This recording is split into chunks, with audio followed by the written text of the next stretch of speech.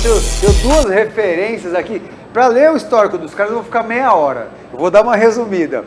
Maradona é bodybuilding, tem especialização em fisioterapia, nutrição. Fala aqui no microfone para mim. Eu sou formado em nutrição, educação física e fisioterapia. Que demais. E sou mestre em educação física e fazer doutorado com o Dr. Jonato, também na área de treinamento. Sabe quase nada, é só isso que ele faz. E o professor Dr. Charles Lopes, ex-preparador físico da Seleção Brasileira Infanto-Juvenil e Juvenil de Basquetebol, quero falar sobre isso, ex-preparador físico do tenista Ricardo Melo, entre outras coisas. Eu quero começar te perguntando, Maradona, porque é difícil primeiro achar um profissional que atue em tantas áreas da saúde ao mesmo tempo, né? Eu sei que tem algumas pessoas, mas o quanto isso é importante, o quanto isso é interessante para você ter uma visão, um panorama geral da história? Bom, a educação física, ela evoluiu muito, né? Você vê que até 98, quando o CREF se formalizou como instituição que organiza, né, os educadores físicos, a partir dali começou a ter uma intensificação na formação dos profissionais. Como assim, Mará? Né? Então, assim, hoje, do mesmo jeito, tem o médico que é gastro, pneumo, que é o cirurgião plástico, hoje nós temos também especializações no profissional de educação física. Tá. Então, hoje, eu sou formado em educação física e sou especialista na parte de hipertrofia e remodelamento muscular. Legal. Então, assim, dentro do fisiculturismo, são 10 anos vivenciando tudo aquilo que a educação física traz para que a gente possa ter o máximo de construção muscular, o máximo de remodelamento do físico, para você ter o físico mais harmonioso, mais proporcional e simétrico. Para quem está observando, né, e está vendo um físico, ele fala assim, olha que físico bonito, o físico harmonioso, mais proporcional. E quando a gente fala em definição muscular, a gente fala em emagrecimento, claro que a educação física e as pessoas, elas têm uma visão. A corrida é a melhor atividade física quando o objetivo é emagrecer. Mas, na verdade, há um conceito que tem que ser trabalhado. Emagrecimento é perder peso. Definição muscular é muito mais estética, visual, e às vezes você se olhar no espelho e você está feliz com o que você está vendo. Então, a parte de estética, ele é definição muscular. E a definição muscular é hipertrofia e também perda de gordura. Tá. Então, quando o bodybuilder, ele tem a excelência na perda de gordura. Não é a corrida. O cara, talvez, correr, você perde peso. Você, dentro da atividade física, corrida, você melhora a sua capacidade de queimar gordura, mas a excelência no processo de queima de gordura não é só correr. Ele abrange outros fatores, como melhorar a sua parte de metabolismo.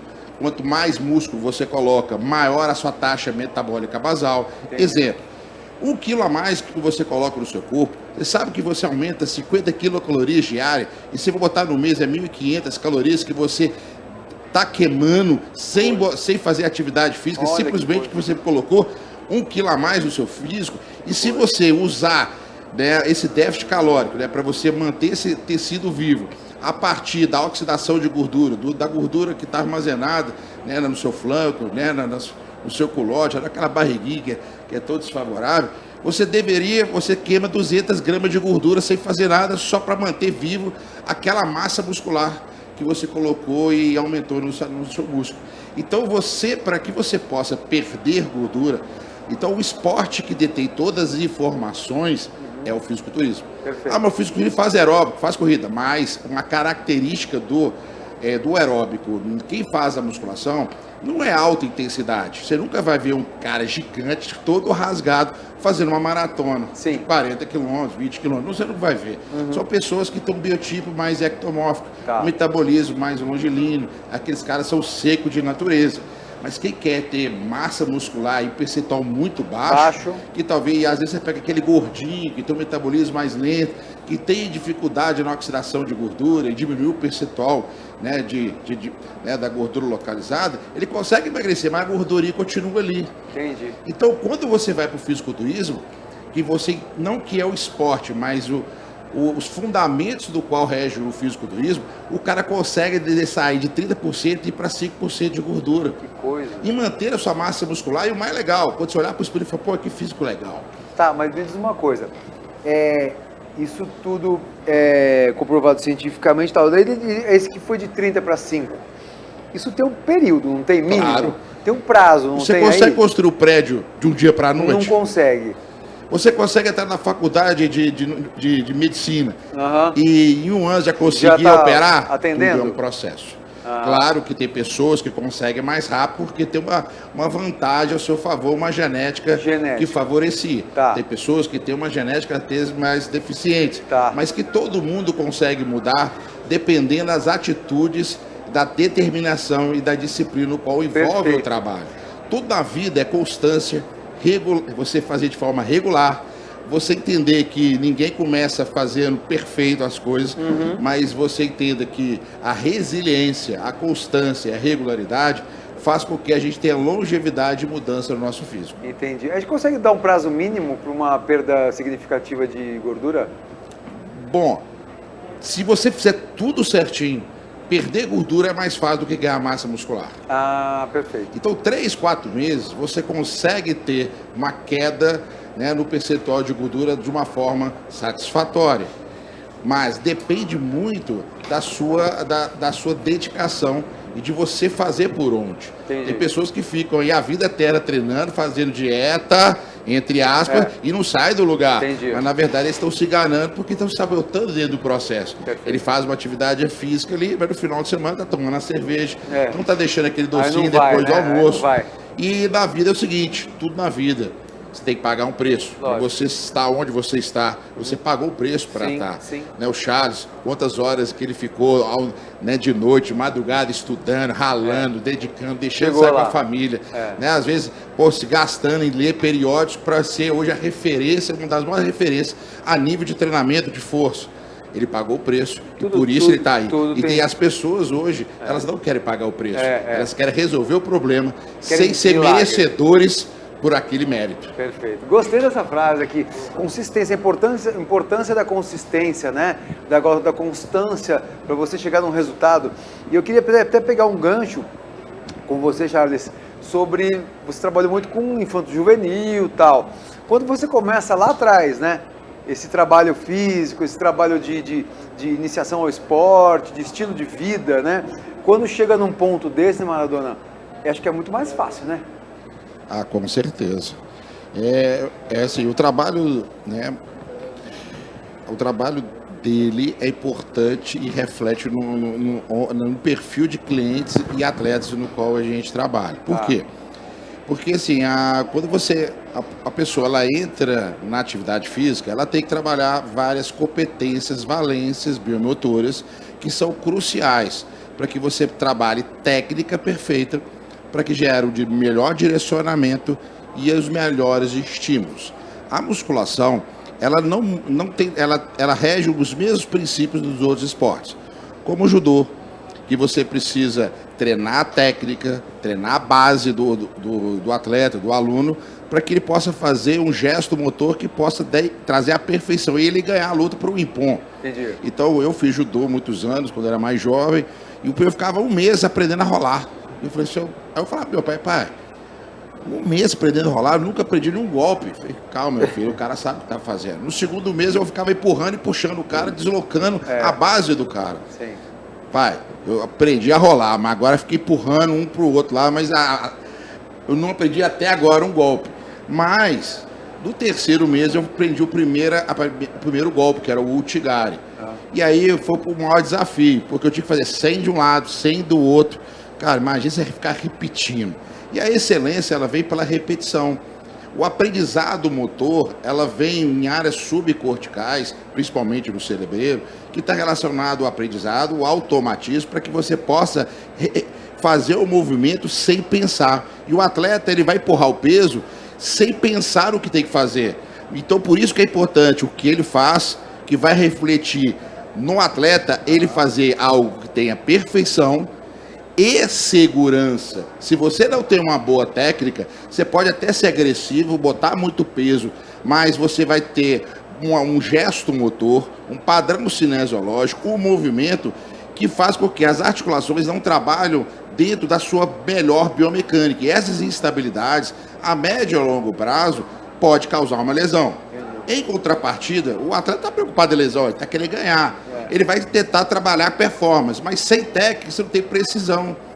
Quando você trabalha com os esportes como força, se você sai da técnica, você não consegue levantar o peso. Sim. Com o pessoal do powerlifting. Com certeza. O bodybuilding você consegue botar peso, mas o músculo trabalhado não vai ser esgotado e isso não vai gerar as melhores adaptações. Legal. Então o trabalho dele, ele é crucial para que a gente possa manter o trabalho, a continuidade, para que dentro da alçada da musculação a gente não vai observar essas atrocidades que a gente tem visto. Claro que ninguém machuca de um dia para o outro, mas só vai machucar quando você começa a trabalhar em alta performance no seu máximo. É igual o carro Fórmula 1, maior tecnologia do mundo. Mas você pegar um Fusquinha 66 cheio de problema, cheio de alterações, né, assim, problemas mecânicos, suspensão, mas se eu andar na maciota, devagarzinho, tomar os cuidados, ele fica 5, 6 anos sem dar problema. Entendi. Mas o carro de Fórmula 1 não existe isso. Quando você acelera a máquina, põe a máquina, o motor trabalhando no limite, qualquer falhazinha no motor vai ficar aparente ou não vai render da forma que você gostaria. Então é performance. Legal. E o que a gente vê na sala de musculação, as pessoas, os treinadores, eles não têm uma visão que ele tem, que é o trabalho de técnica, ajuste do movimento. O Phelps, ele filma, ele trabalha a questão de detalhe da mão, o sincroniza da mão com os pés, e ele vai treinar, repetir. Para acabar da prova, ele não pensa, ele só vai reproduzir o que treinou. E isso vai fazer com que ele tenha performance, segurança, sem pensar, mas ele vai agir dentro do que foi treinado. Então o trabalho dele é essa consciência que a gente precisa, atleta, para que a gente possa ter longevidade. Sim, e alta performance. Legal. Ô Charles, como o Maradona falou, né, o seu trabalho é muito importante e tal. Treinar uma criança, um infanto juvenil, assim, um adolescente, é mais fácil ou é mais desafiador do que treinar um adulto? Eu trabalhei desde as categorias de base até a fase adulta. E eu particularmente sempre gostei muito de trabalhar com criança, com adolescente. Por quê? A criança, o adolescente, o pré-púbere, ele é uma esponja. Tá. Só que nós temos que respeitar as capacidades físicas inerentes a cada faixa etária. Os limites. Então, o infantil, o infanto juvenil tem capacidades, habilidades, que se você não treinar naquela faixa etária, pode ser tarde demais. Tá. Então, vou pegar o exemplo do trabalho de força, né, que é a nossa área.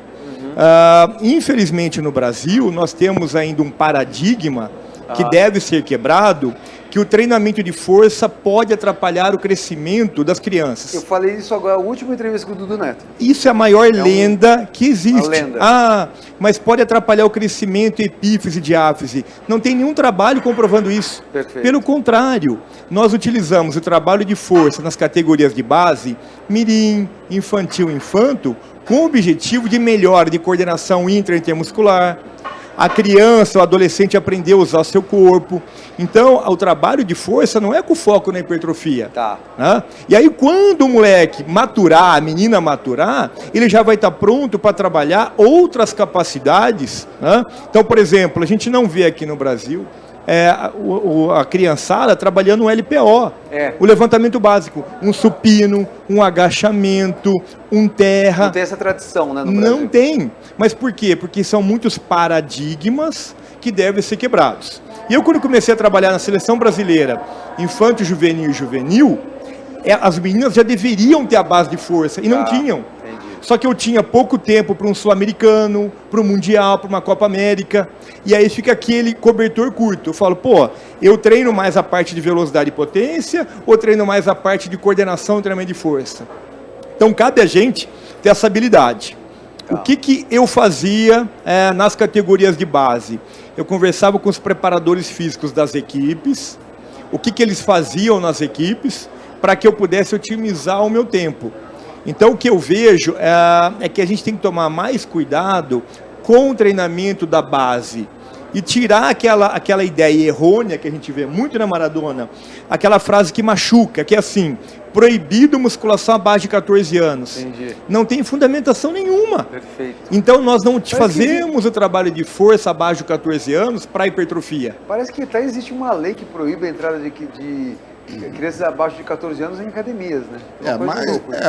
Talvez eu entenda, porque os meninos de 14 anos eles não têm foco, então faz muita bagunça e cria constrangimento dentro do processo.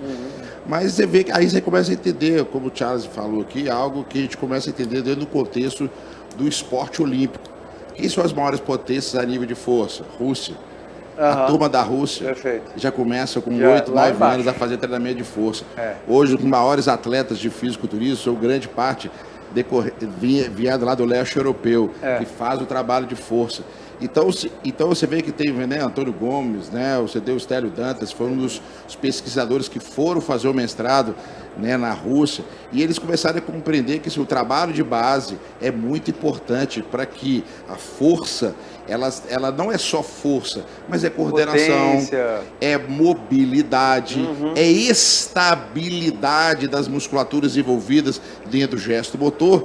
E quando o aluno ele consegue produzir um trabalho de tirar um peso do chão para cima e todos os músculos trabalhar dentro da sua função, força e a conexão na hora certa, você vê que o seguinte, a pessoa machuca menos. A pessoa ela consegue ter mais resultado, ela consegue fazer com que aquele trabalho gere um resultado muito mais aparente. E tem uma coisa, né, Maradona, que que é dessa lenda, né, que criança não pode fazer exercício de força e tal.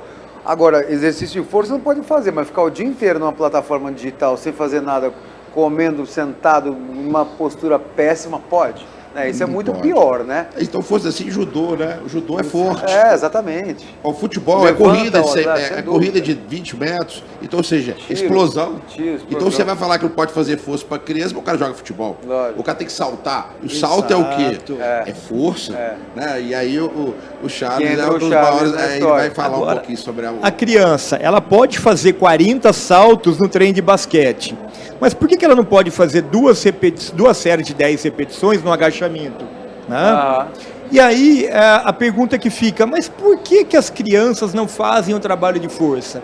Tem vários critérios. Primeiro, a ergonomia dos equipamentos de musculação foi desenvolvida para adulto e não para criança. Perfeito. Só que daí a gente corta o mal pela raiz. Ok, quem disse que fazer o trabalho de força é só aparelho de musculação? Deu livre. Eu posso usar o peso corporal, eu posso usar exercícios de equilíbrio, mobilidade, eu posso usar elásticos, garrotes, pesos livres.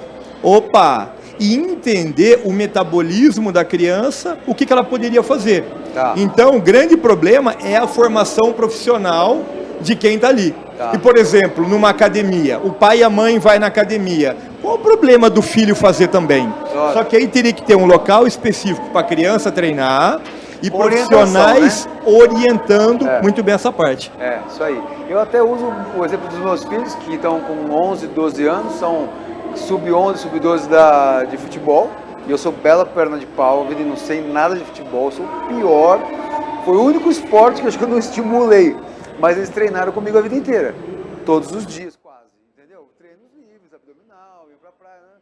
E hoje o treinador deles falou justamente isso, sabe? Não é que eles são um talento, eles estão indo bem porque eles gostam de treinar, eles curtem aquilo, eles se acostumaram com aquilo, e volta da constância, né? Você falou, Maradona, a constância. A constância não só para o adulto como para a criança é fundamental, é disciplina. Aí você tem os hábitos saudáveis, porque eu falo muito no comportamento, né? O comportamento é o que mais significa.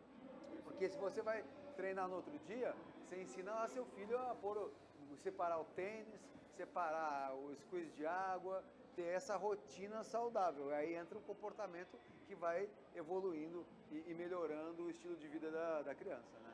Então, acho que realmente é somatório de fatores, vão mudando a história toda. E começando aqui, chegando aqui, né, é o melhor dos mundos, né? Bom, eu vi da fisioterapia. Então, cada faculdade, ela condiciona o aluno a enxergar o que a faculdade preconiza como importante. A educação física, ela tem uma visão. Ela foca quantas repetições, qual a carga trabalhada, qual a tarefa executada e qual o movimento que deveria ser executado. Por exemplo, futebol. O cara tem como chutar uma bola.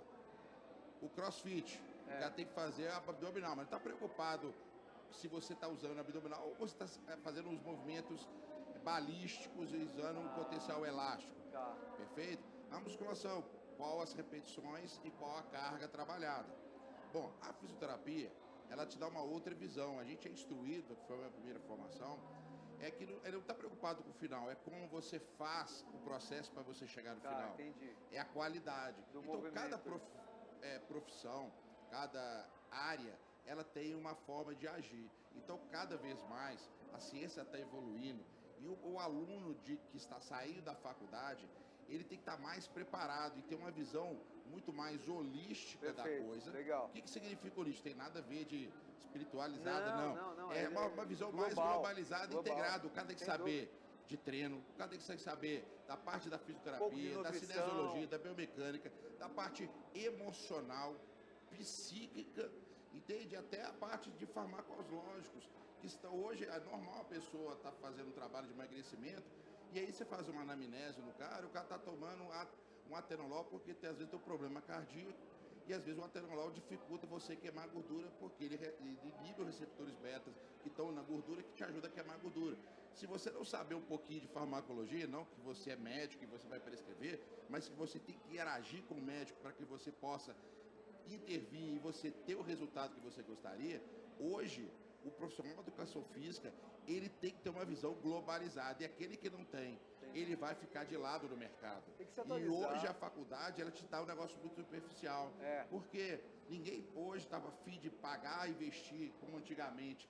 Pergunta pro Charles, seu primeiro estágio, quanto você recebia dinheiro, como que você ia pro seu estágio? Hoje o pessoal vai fazer estágio e pergunta, quanto que eu vou ganhar? E o cara está fazendo estágio, mas está preocupado, já trabalhava, está preocupado com o processo de formação. Lógico. Isso tudo influencia as pessoas. Tem muito profissional no mercado, mas muito conhecimento, mas as pessoas não estão maduras para que possa gerar um serviço altamente qualificado. Mas tem muitos profissionais que entenderam isso, essa falha, estão buscando instintivamente a se formar, capacitar, não na sua área, mas de uma forma geral, para que possa fazer esse link da base com alta performance, né? Da musculação com a nutrição, com a parte da fisioterapia, para que você possa dar o melhor para o seu aluno, para o seu cliente e também para o seu atleta. Legal. Pô, que papo incrível, bicho. Eu adoro entrevistar professor, eu sempre falo isso. Entrevistar professor, a gente fica aqui até amanhã se deixar, né?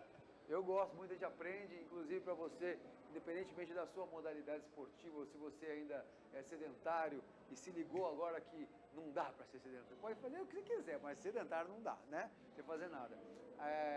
Anote tudo isso que eles falam. Vamos trazer mais vezes eles, né? Tem um VT para chamar? Tem um VTzinho, vamos rodar um VT aí, gente, muito obrigado. Bom que vocês estão por aqui, o Iguaçu, o time, esse só PHD, sabe tudo e o papo vai porque o papo é bom. Obrigado. Obrigado, Maradona.